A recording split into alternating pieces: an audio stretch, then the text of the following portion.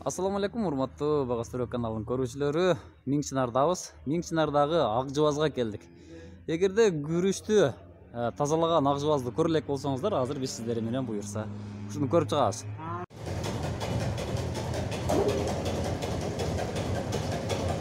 Ак жубаздын сокусун иштетти. Электрдик кыймылдык аркылуу иштетилет мынакы. Бул эки сокку согуп атат. Алдыбыздагы бул күрүч.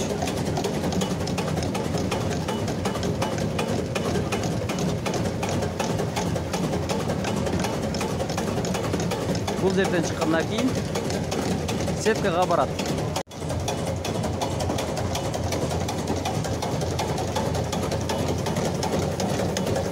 Эми салынган күрүч.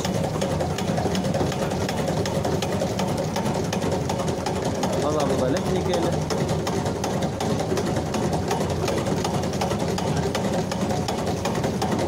Күрүч согулуп бүткөндөн кийин мына ушул элгек алып келинип, мына ушул элгек аркылуу ээленет. Акча ылдыйына түшөт буюрса. Капталып, таразыга тартылып мынакей күрүч. Бул сатууга даярдалат экен мынакей. Бул жерде ак жубаз күнүгө 300-400 капка чейин шал чыгарабыз. Бул жерде күнүгө бир жолдан субботник болот, тазалык. Тазалык карайсың. Тазалык каралат. Бүркүдө 300-400 капты чыгара бересиңер. Чыгарабыз ошо. Ак жубазда. Мына жерге алып келип төгүлөт. Шалы. Бул жака түшүрүлөт. Буяка түшөт. Анан бул жерден ооз ачып берге төгүлөт. Берге төгүлөт шалы. Төгүлгөндөн кийин тетиги жерде элгек бар.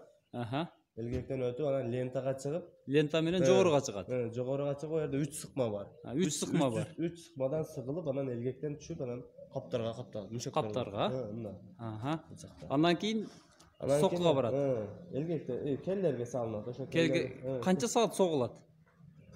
Жуда болсо бир 3 саат, 4 саат согулат. Шалы 3 саатта даяр болот экен. Мындан кел да? 3 саат, 4 саатта даяр болот. Бул келлер үстүгү 150 килограммдан күрүч алат. 150 килограмм, ар бири. Ошондо 2 жүү болсо 300 килограммдан күрүч алат. 300 килограммдан күрүч алат. Андан кийин элгектен өтүп тазаланат, Тетиги жерде 2 элгек бар.